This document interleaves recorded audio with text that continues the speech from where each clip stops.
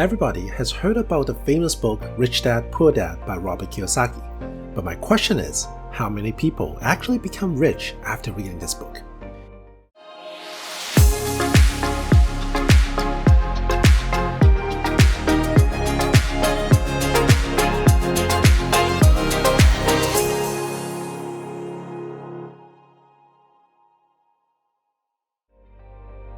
Rich Dad Poor Dad is one of the world's best-selling books. In fact, it has sold over 32 million copies and was on the New York Times bestseller list for over 6 years.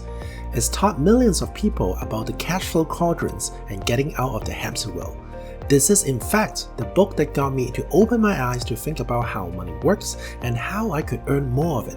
And after 10 years of practicing some of what I learned in this book, I got to where I'm now. So I'm sure that this book is many people's favorite. But here is the million-dollar question.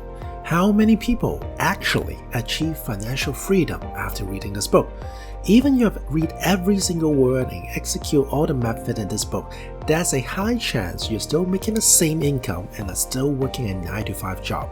And worse, with inflation and stagnant wages, you're probably just digging yourself deeper into a hole. Hey, don't get me wrong, I'm not saying that you shouldn't read the book and ignore the messages, but I'd like to touch on a few things that many people fail to achieve. At the end of this video, I'd also like to give you one message that I think is hidden underneath all the others, a message that is more important than any of the others but isn't stated clearly by this author. So let's get started. Robert Kiyosaki and many others out there are teaching you to think like the rich dads. I mentioned the cash flow quadrant earlier. Is one of the most famous principles in the entire book. It states that there are 4 types of people in this world: employees, self-employed, business owners, and investor. And in the book, Robert stressed to become wealthy, you need to be on the right side of the quadrants in neither the investor or the business owner quadrants. So what do 90% of the people take from this? They skip the fundamental step and start putting their money into the stock market and call themselves investors. But the truth is that to call yourself an investor, or at least how is it defined in the book, requires the most effort and a long time of wealth building. The best investors are successful because they understand how to invest, they have learned from their past failures, they understand how the market works and what to look for as an individual's investment. In other words, they learn best practice along the way. Investing is a skill just like any other, and it takes time to truly master it. Robert Kiyosaki himself wasn't always a great investor. He was so broke at one point, he and his wife had to sleep in a car because they couldn't afford a home. The truth is that you need to learn how to become an investor. That is, of course, unless you're already wealthy through the family money, but for the rest of us, you still need to follow the sequence of employee, to self-employed, to business owner, and then to investor. To truly become an investor, it requires 2 things: knowledge and capital. And to build capital, you first need to create a system that generates positive cash flow. Take me for example. I first graduated from school with no assets and a little bit of debt. And then I started as an employee, but then I realized I want more money than a 9-to-5 job can offer. So I have 2 other part-time jobs to bring me extra cash flow. And after a while, I started to become self-employed because being self-employed means not being restrained by an hourly wage. I started working more and more until I realized that I cannot physically work any harder. And the only way to solve that is to duplicate myself. In other words, create a system to become a business owner, graduating from becoming a freelancer. The system works like a snowball. Slowly it gathers speed. You aren't working any harder, but you are getting more results, creating more of an impact and making more money. And finally, you find that you have excess capital that you can invest back, so now you can use money to buy back the time. It sounds easy, right? Unfortunately, it takes hard work, commitment, and dedication. And the problem with Rich Dad Poor Dad is it does make the process seem easy, sum up into one graphic. People think that if they read the book, they will automatically be able to double the salary or pay off the debt. But that's not the case. You need to follow the process, not try to skip the steps, otherwise it won't work. Now on to the next problem with the book. The book goes into a lot of different details, but the book doesn't go into how to start a side hustle. Remember, this is the first major step you need to take, from having a job to being self-employed, and in many ways is the most important because it requires the biggest shift in mindsets. If the book does its job, it will give you a better guide on the types of side hustles you can do and how to set them up. And part of the problem is that the book was originally self-published in 1997, and since in these 30 years, it's now easier than ever to set up a side hustle, and all you need is an internet connection and you can pretty much do anything. The barrier to entry is almost non-existent. You can sell products through Facebook Marketplace or Amazon.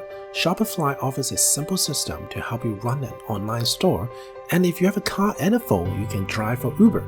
The list of what you can do is almost endless.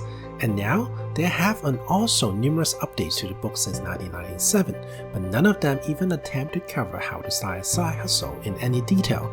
There are large sections of the book that talks about real estate investing, and so many people think that this is the best side hustle to start. We already covered the problem in the first section of this video. You try to skip steps by going from employee to investor. It just simply doesn't work. As an employee, you likely don't have any real capital to start any significant real estate investing. The old saying is true, it takes money to make money. So if there's no information about how to side hustle, where can you find it? To start your side hustle, you have to first answer the question, what do you like to do? You'll never succeed in a side hustle that you don't like it. If you hate driving, when you finish your day job, what's going to motivate you to Uber for a couple of hours? You need to find something that you at least enjoy doing. Now, if you're unsure what you can do, the best resources out there is YouTube. To quote Elon Musk, you can literally learn any skill you want for free on YouTube, and you can become a person of value in a matter of months. Use YouTube to find out something that you enjoy and that people will pay you money for. Look at what other people have done. What skills and techniques have they acquired?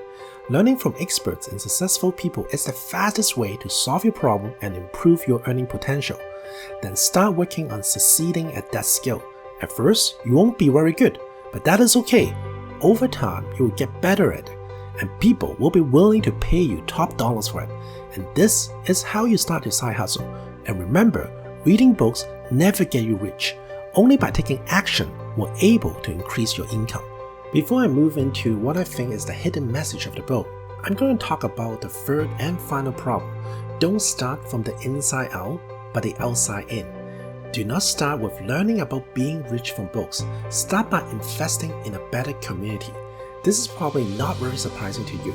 In fact, people have probably told you all your life that you're as rich as the average 5 people whom you spend the most time with.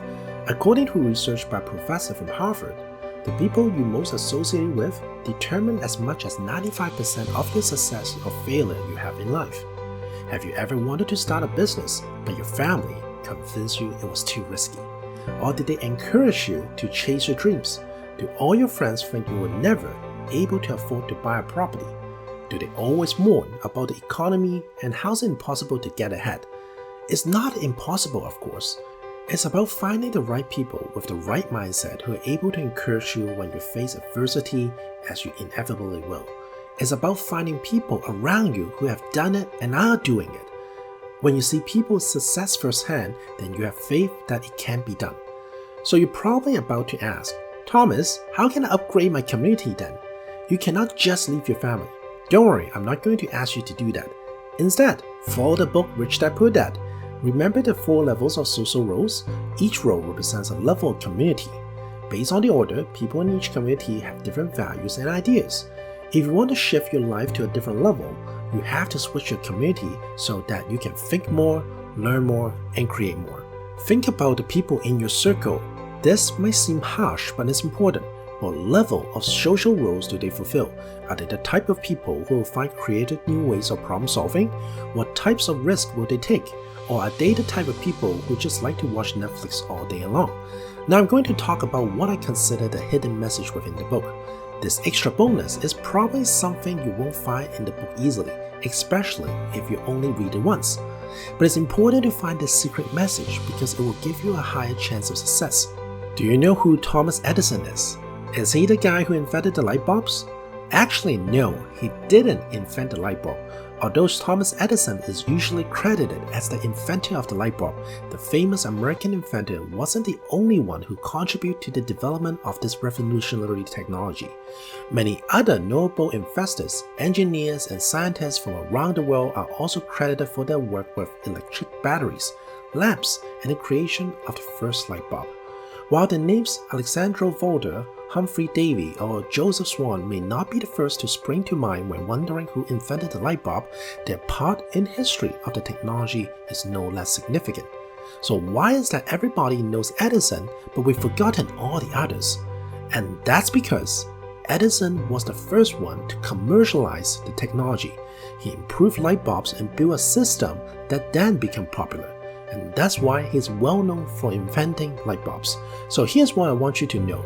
Rich people get rich not only because they have invented something special, but they also built a system that will widely spread their products to every corner of the world.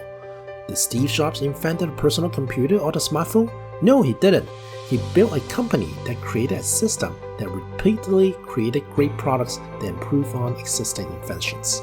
Or is Robert Kiyosaki the first person who talks about how money works? No, but they're able to capture the audience and create financial abundance. And this also reveals why 9 out of 10 times having a degree in the university won't get you rich. When school talks about Thomas Edison, what do they say? Thomas Edison is one of the greatest inventors in the world, but they never tell you that he's also a genius in doing business. Smart people study well and work hard, but the smartest people work less and scale smart people's ideas. Remember, it's not the thing, it's the thing that sells the thing. Again, don't get me wrong, I love this book, I learned lots from it, and I highly recommend people to read it. But in the meantime, make sure you always ask questions and put them in action.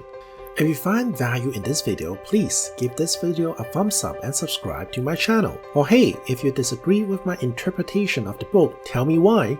Alright, thanks so much for watching. This is Thomas, and I will see you in the next video.